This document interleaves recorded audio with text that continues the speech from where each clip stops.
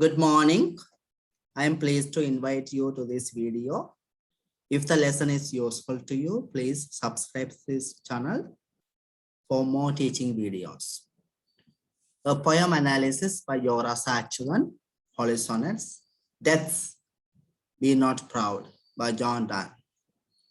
Outline, metaphysical era, title of the poem, analysis of the poem and techniques. First, we will look at the era. This is a sonnet written in metaphysical era, which studies the existence of human life philosophically. The term metaphysical correlates with the ideology of after physicality literally. The term metaphysical poetry was first coined by the poet Samuel Johnson. Though the writers in that era deal with a variety of topics, the contents are highly intellectual, strong in imagery, and complicated in their extraordinary thoughts. Title of the poem. The title of the poem suggests how the speaker addresses towards death. Though death has been an abstract phenomenon, the speaker gives human characteristics to it, which indicates the employment of the technique personification in the poem. The title reveals the confidence of the speaker over the proceeding facts and arguments. Also, it reveals a tone of degradation. Title of the poem continues. The writer has used a comma in the title after the diction deaths, which highlights the subject death to what the speaker in the poem speaks to.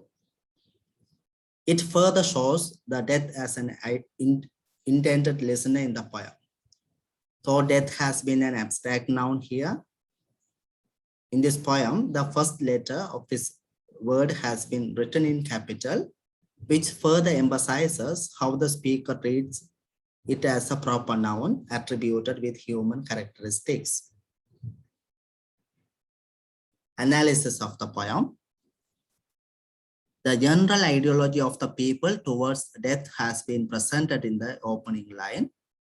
In it, the speaker recalls how people perceive death as a powerful as well as fearsome subject in their life.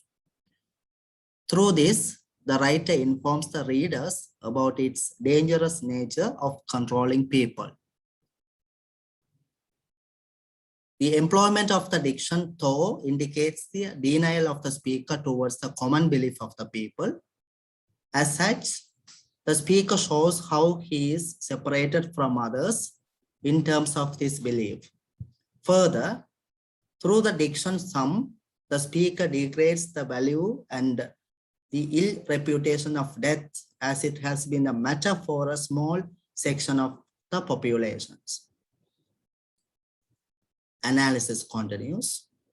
Indirectly, the speaker advocates that many people do not perceive death as a subject with enormous power and terrifying elements, which correlates with the stance of the speaker himself in the poem. Opening lines of the poem indicates the denial statement of the speaker over its powerful as well as terrifying nature. As such, the entire poem has been an argument of the speaker against these beliefs possessed by some in the world. The speaker challenges the death in the poem as it could not take his own life yet.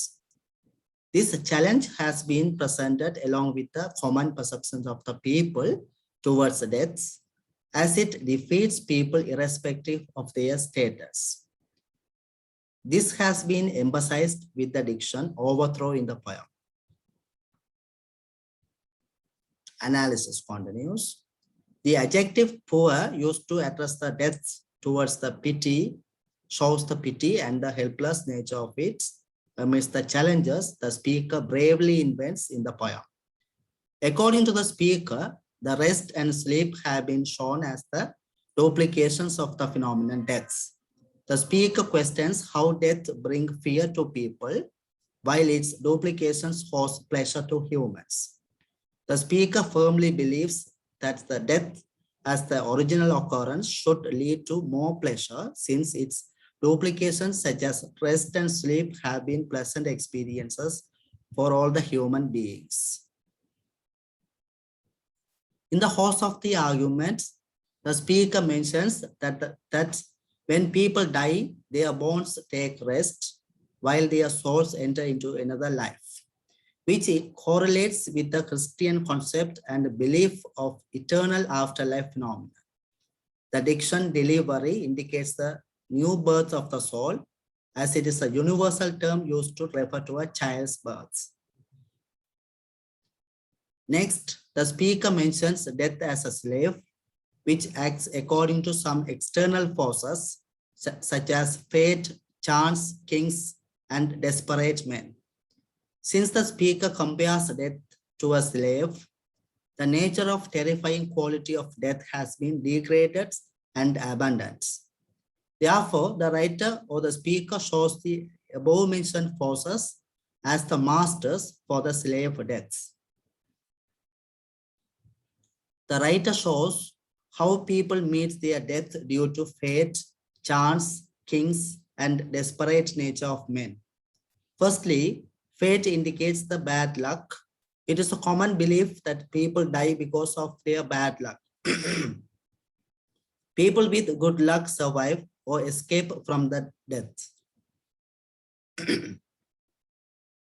Next, chance indicates the accidental nature of human existence and death.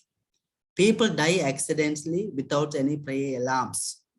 The term kings refer to the decisions of the kings or their capacity, which leads to war, and entirely people meet their deaths because of kings in the world.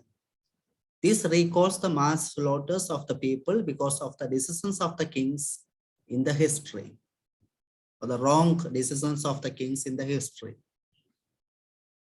Next, desperate men refers to the people who commit suicide. Such people decide their own death, including the time, place, and the very cause of their deaths.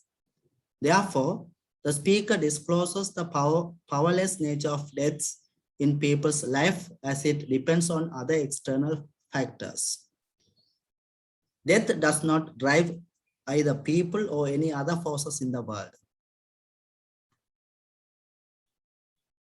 Further, the writer shows how death is with other destructive forces in the world.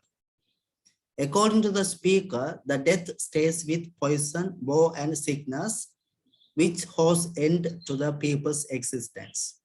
Therefore, death needs support to exist, as it depends on other worldly factors.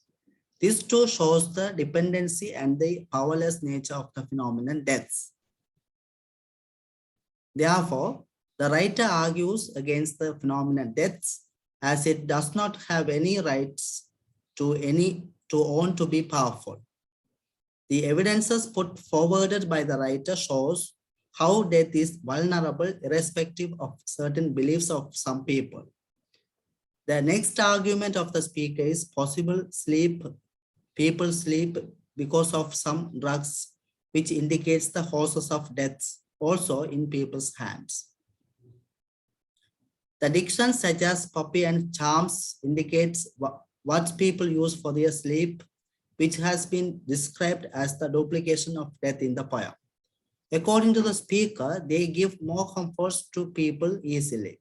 People take them as soon as they want to take them, since they are commonly available as well as accessible objects for the people in the world. Therefore, the writer questions the reasons for the proudness of death. According to the speaker, though death is proud about itself for its terrifying qualities, the writer ends the poem showing powerless nature of death, since it does not nothing to human for their end or existence. The speaker refers to their death as a short sleep from which people wake immortally. Through this, the writer portrays the immortality of soul and its eternal afterlife according to the religious beliefs. The diction's delivery and way correlates with the above mentioned theme in the poem. The speaker mentions that the eternal afterlife, there will be no death for the soul. Therefore, death dies the death dies after life, where soul takes another birth surprisingly. We will look at the techniques in the poem. As I mentioned in my 4th slides previously, the writer has used the technique personification to communicate his theme effectively in the poem. This employment attributes emotions and feelings to the abstract phenomenon, death, and finally it facilitates the effective argument of the speaker directly towards death. This pictures a lively argument and shows how the speaker wins over his points. The writer has used assonance and alliteration as techniques in the poem, which create sound effects, and in all places, it correlates with the main themes of the poem. As the poet ends the poem with a reference, death, thou shalt die, the employment of irony is visible, which creates humor towards the condition of the death now. The writer has used metaphor in the poem, which was helpful to communicate the writer's message successfully. Readers can view 3 metaphors in 3 instances in the poem. Firstly, the writer has compared death to a proud man, secondly to a slave, and finally to an unrealistic object. At each stage, the intensity of the attack of the speaker is visible as the evidences are strong for the arguments. Certain dictions repeat in the poem correlates with the main themes. For example, the repetition of the diction "and" throughout the poem emphasizes how other factors in the world is more powerful and stronger. And the writer has used a rhetorical question in the poem, which makes the readers think about his arguments in a supportive way to the speaker himself.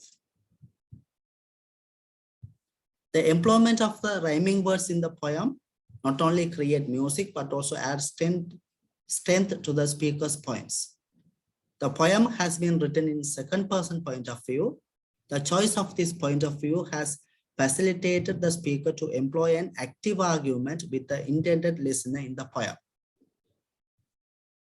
Thank you.